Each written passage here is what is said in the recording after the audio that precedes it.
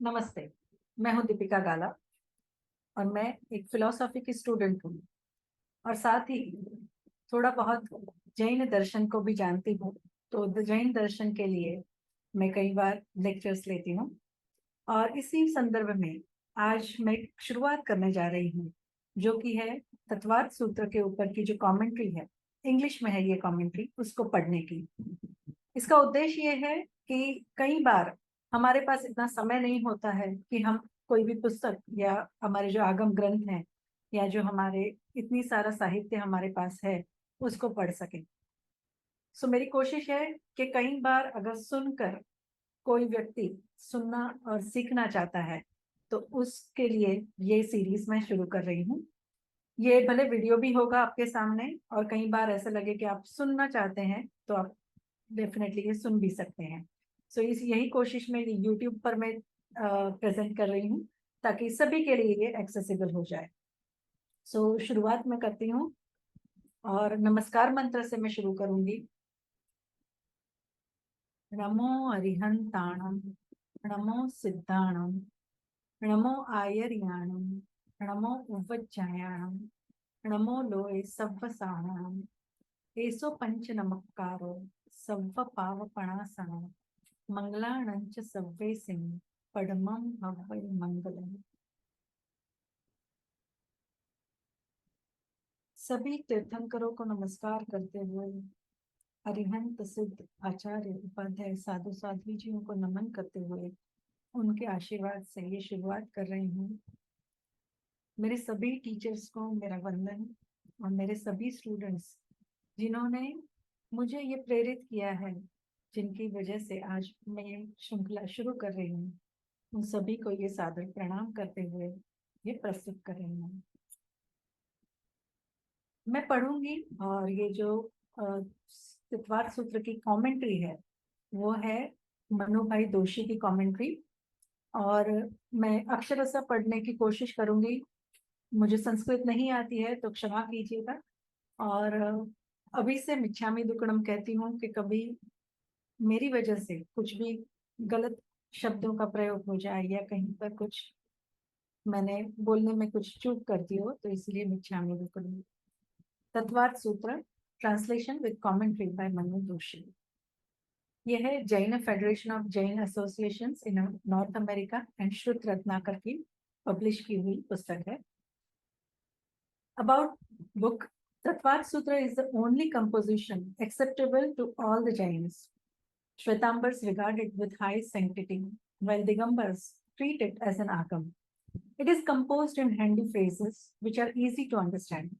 It is a short Sanskrit text of 344 or 357 as per Digambar Vajan Sutras, which can be covered in 20 pages and can be easily memorized. As such, it finds a place on academic curriculum.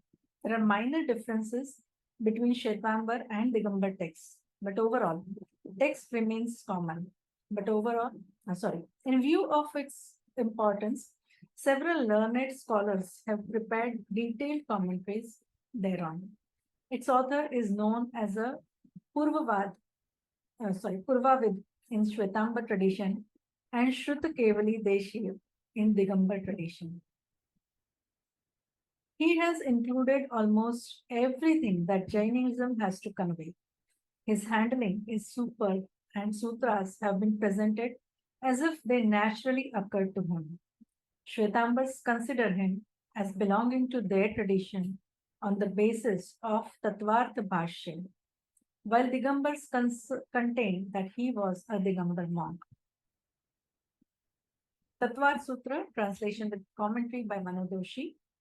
And yeah, I'll just read this also. Publication of the first edition of Tattvārtha Sutra by Sri Manu Doshi at 14th Biennial Jaina Convention, July 5th, 2007. Made possible by generous contribution from the following: Indiraben Mansuklal Memorial Trust, Lake Forest, IL, Anila Saraswati and Premananda Vijay Punani, Charitable Foundation, Port Stancho, FL, Anup and Renuka Bendora, Rochester, NY, Narendra and Hansa Ben Shah, Athens, GA, Surendra and Bharti Shah, Marietta, GA. Kirit and Premila Daftari, Vaco, GA. Dilip and Sarla Shah, Philadelphia, PA. Jaina Federation of Jain Associations in North America, founded in 1981, a non-profit tax-exempt religious organization, IRS Code Sanction 501c3 EI 5412800028 and Shruta Ratnakar 104 Sarap near Gujarat Vidyapit, Ashram Road, Ahmedabad. Tattvārtha Sutra. Okay, so now here we go. Publication of the first edition of Tattvārtha Sutra by Sri Manu Doshi. No right is reserved, and the people are at liberty to make use of the matter for any wholesome religious purpose. All life is bound by mutual support and interdependence. Parasparopagraho Jivanam. Federation of Jain Associations in North America, founded in 1981, a non-profit tax-exempt religious organization. IRS Code Section 501c3 EI 5412800028. Jaina Book Depot 505, African Road, Westside, NY 13850, printed and bound in India by Shruta Ratnakar, published by Shruta Ratnakar, 104 Sarap near Gujarat Vidyapit, Ashram Road, Ahmedabad. Dedicated to every truth seeker in the world, Manu Doshi. Forward. We are happy to publish the English translation of the Tattvārtha Sutra of Umaswati, who has churned out the nectar of the sea of philosophy embodied in the Jain Agamas. The text, cast in Sanskrit aphorisms, precisely has dealt with 9 essentials, Navapadas of Jainism. Kalikal Sarvagna Hemachandracharya has acknowledged him as the best compiler. That is why this work is the only accepted and recognized work of Jain philosophy. This work is famous as a text for the scholars and the students alike of Jainism. The essence of Jainism is rendered here in very simple language. Several scholars, Digambara as well as Śvetāmbars, have written commentaries on this work. These are sometimes difficult to comprehend.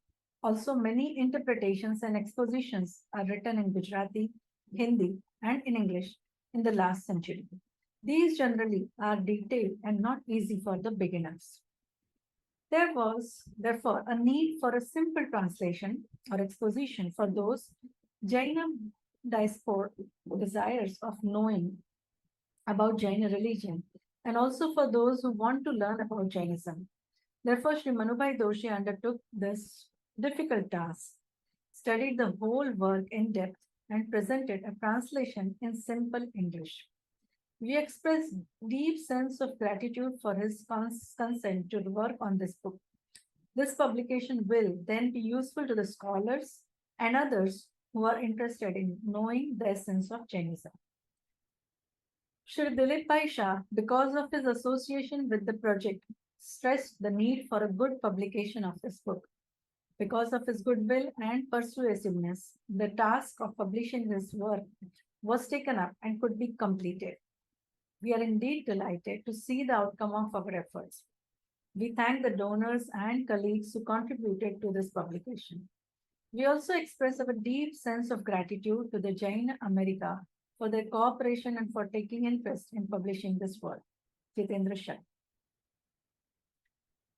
Preface. Whatever I had to say about Tattvārtha Sutra has been given in the introduction. As such, I have not much to state in this preface. It is worth pointing out that Tattvārtha Sutra happens to be the only text acceptable to the Jainas of all denominations. Though it is a short composition that can be covered within 20 pages, it deals with almost everything that Jainism has to convey. It mainly deals with 7 or 9 fundamentals that form the basic core of Jainism. The author's presentation of the core is so superb that highly learned people have been induced to write voluminous commentaries thereon. On the occasion of 2500th anniversary of Lord Mahavira's Nirvan, revered Vinobaji had called for one single Jain publication that would be acceptable to all the Jainas. That had led to the compilation of 756 verses of Samana Suttam. Adorable as the compilation is, it has to be admitted that it was not met the main criteria of universal acceptance. While it got the stamp of approval from Digambar and Terapanthi Jains, Shweta Shwetambar Murti Pujak and Sanakwasi Jainas have almost mostly stayed aloof. Moreover, its 756 verses make it too bulky to be of regular use. I feel in hindsight that instead of undertaking new compilation, the Jaina community could have presented Tattvārtha Sutra as the uniformly acceptable Jaina book that Vinobaji was looking for. I happened to read Gujarati commentary of Tattvārtha Sutra by Pandit Suklaji in the 60s. That left behind a lasting impression on my mind. Its impact was too great to be forgotten. At that time, I did not have much spiritual orientation. That arose after my migration to US, and that prompted me to start monthly Jaina Darshan in 1990. For that purpose, I had to write on different topics pertaining to Jainism. During 1996, it occurred to me that the contents of Tattvārtha Sutra warranted its presentation in English. Accordingly, I started writing about it in Jaina Darshan, and that continued for more than a year. Since then, I had been thinking to read it, the articles that I had written, and to prepare a concise compendium of the text. I started doing that but could not devote enough attention, and the work was held up from time to time. Last year, I decided to put off other work and concentrate upon Tattvārtha Sutra. That helped me in preparing this book, which I am pleased to place in your hands. My earlier books were published by Indira Mansuklal Doshi Memorial Trust.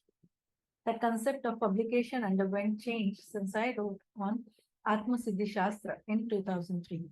After its publication by Srimad Rajchandra Adhyatmik Sadhana Kendra of Koba, I have remained particular to see that my books are published by the organizations that have wide distribution system.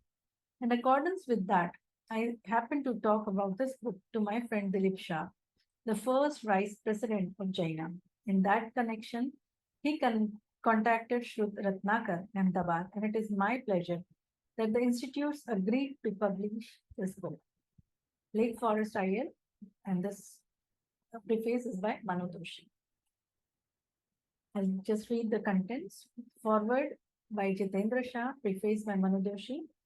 First chapter deals with introduction, second is about knowledge, third, jeeva, the sentient element, fourth, madhyaloka, Jaina concept of geography, fifth, urdhvaloka, Jaina concept of cosmology, sixth, ajeev, insentient matter, seventh, asra, incoming of karma, eighth, restraints, essence of Jaina practice, ninth, bondage of karma, the cause of transmigration, 10th, samvar, prevention of karma, 11th, moksha, the liberation, and 12th is the conclusion.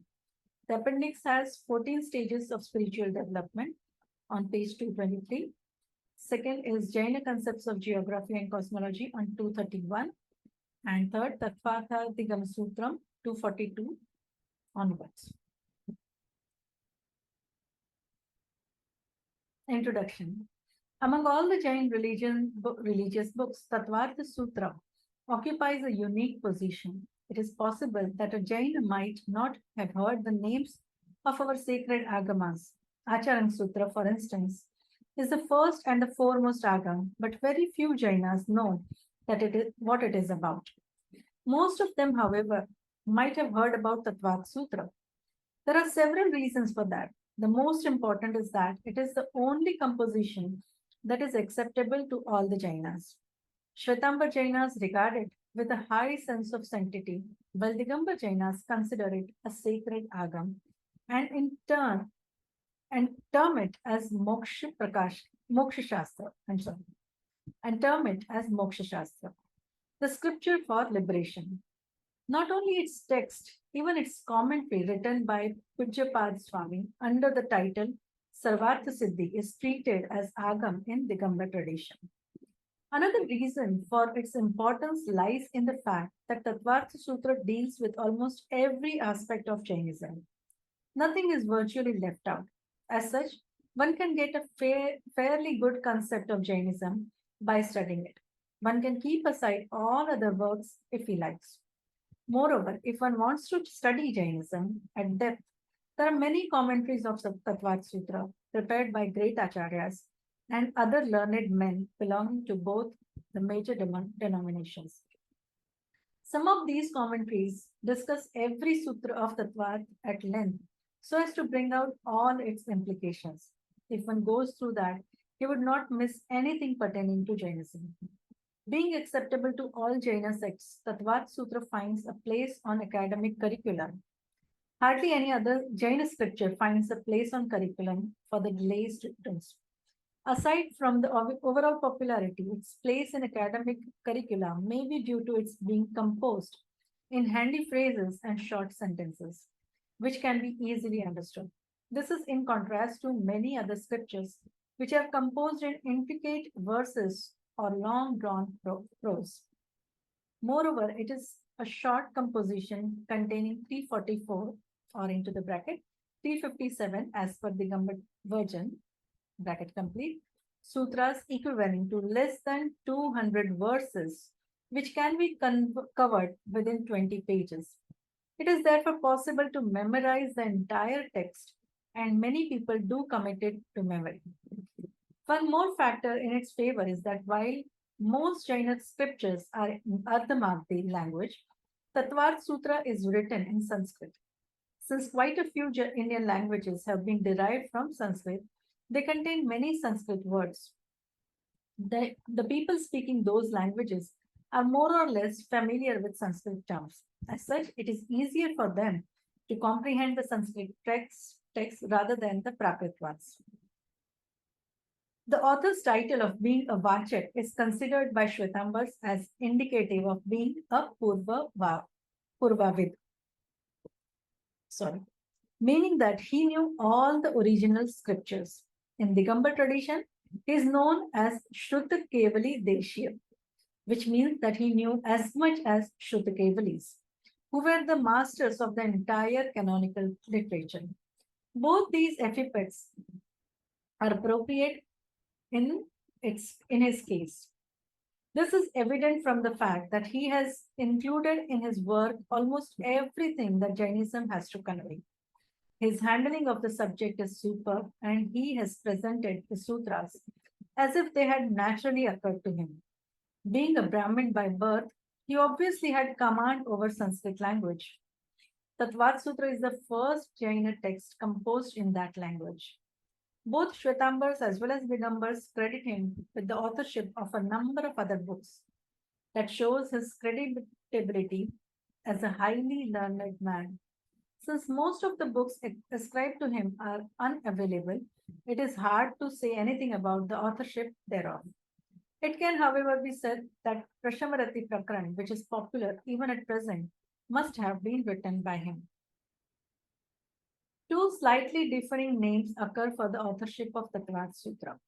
Śvetāmbar Jainas term it as Umaswati, while Digambar Jainas mostly term it as Umaswami. Śvetāmbars consider him as belonging to their tradition, mainly on the ground of Tattvārtha Bhashya, which is a commentary of Tattvārtha supposed to have been written by the original author. At the end of the commentary, there is information pertaining to the author. It states that the book was written at Kusumapur, present Patna, and provides his identity as Vachak Umaswati, the pupil of learned Goshanandi and belonging to Uchchernagar branch. Since Uchchernagar branch was a part of Śvetāmbar sect, it can be concluded that the author belonged to Śvetāmbar sect. I may have pronounced it wrongly, I'm so sorry for that. Digambar Jainas, however, refute the claim of Tattvārtha Bhashya as written by the original author and insist that the author belonged to their tradition. Their contention is that Tattvārtha Sutra was written by Umaswami before Bhashya, which could have been written by someone known as Umaswati. As such, they generally ignore Bhashya and rely on Sarvarth Siddhi and other commentaries written by Digambar scholars. The contention of the author belonging to Digambar sect seems plausible in light of the following considerations. The book specifies 7 tattvas or fundamentals as per Digambar tradition instead of 9 as per Śvetāmbars 1. Second, while dealing with layman's restraints, it treats Deshvirti as 7th restraint immediately after Digvirti and treats Upabhog Paribhog as 11th after Paushad Upvas. That is a Digambar tradition. In Śvetāmbars tradition, Bhog Upabhog is treated as 7th restraint and Deshvirti as 10th after Samayik. That is justifiable on the ground that Jainism considers the last 4 restraints as disciplinary and Deshvirti is a disciplinary restraint, while Bhog Upabhog is not. No date of composing Tattvārtha Sutra has been mentioned in the text or in the commentaries. It is therefore difficult to be specific about the lifetime of the author. From the language, style, and presentation of the composition, however, it is believed that he lived sometimes during the 1st or 2nd century CE. That would put him close to the time of Kundakunda Acharya. Moreover, the contents of Tattvārtha Sutra are similar to those of Panchastikaya and other writings of Kundakunda Acharya. That can lead one to believe that Tattvārtha Sutra could have been written with the purpose of presenting in Sanskrit the essence of the Prakrit writings of Kundakunda Acharya. In view of that resemblance and closeness of their time, Digambar scholars might have been induced to treat the author of Tattvārtha Sutra as a pupil of Kundakunda Acharya. There is a strong reason to believe that the division between Śvetāmbars and Digambar sects was not rigid until the time when Tattvārtha Sutra was written. Those labels also did not exist at that time. If we trace the history of Jainism, it can be seen that there were clad as well as unclad monks in the order of Lord Mahavira, and they amically stayed together. Neither of them had an edge over the other. As such, agamas composed on the basis of Lord's teaching acknowledged the prevalence of the clad as well as the unclad order. That amicability could have continued until the time of Jambuswami, who was the last omniscient of the present time cycle. The dissension could have started thereafter. As Lord Mahavira himself had mostly remained unclad after his renunciation, the unclad group might have contended that they were the true followers of the Lord, and they might have considered the clad ones as slack in observance of Lord's code, and might have developed disregard for the scriptural precepts pertaining to the clad order. That could have resulted in disputing the authenticity of the relevant texts. Since agamas composed by Gandharas were not put to writing, there came about different views about the virgins thereof. A conference was therefore convened about 170 years after passing away of the Lord to decide about the correct virgin. It seems that the virgin so brought out gave justice to both the groups and was considered generally acceptable. The radical section of the unclad group was perhaps dissatisfied with that outcome, but there was no cleavage at that time. That uneasy situation seems to have continued till the time when Tattvārtha Sutra was composed. It is therefore no wonder that the book does not distinguish between the clad and unclad order. That has made it acceptable to Śvetāmbars as well as Digambar Jainas. The division between the two groups could have begun after the 2nd century, when the unclad group formally disowned the tradition scriptures on the ground that they no longer represented the original teachings of the Lord and started composing their own books which justified only the unclad order. The difference became acute by the time of Sarvartha Siddhi, which presents the unclad order as the only way that can lead to liberation. With that end in view, the author might have altered some of the sutras that were not in conformity with Digambara views, added a few on his own, and given new interpretations to several others. This accounts for the difference in number of sutras and for slightly differing versions of the text. In due course, the text adopted by Bhashya came to be known as Śvetāmbara text, and that adopted by Sarvartha Siddhi as Digambara. It is, however, noticed that while the text adopted by Sarvartha Siddhi is consistently resorted to by Digambar scholars, there happened to be minor variations in the text resorted to by Śvetāmbara ones. The main difference between the Śvetāmbara and the Digambar texts occur in 4 places.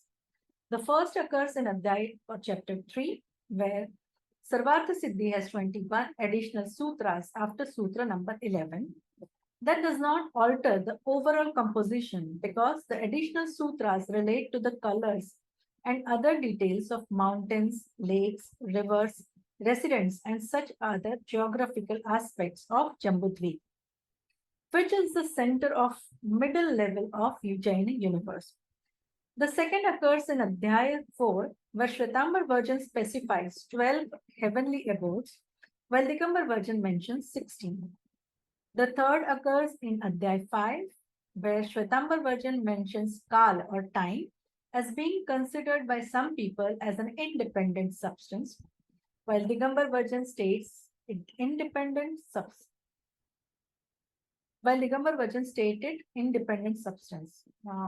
I think there must be something different here. Okay, let's proceed.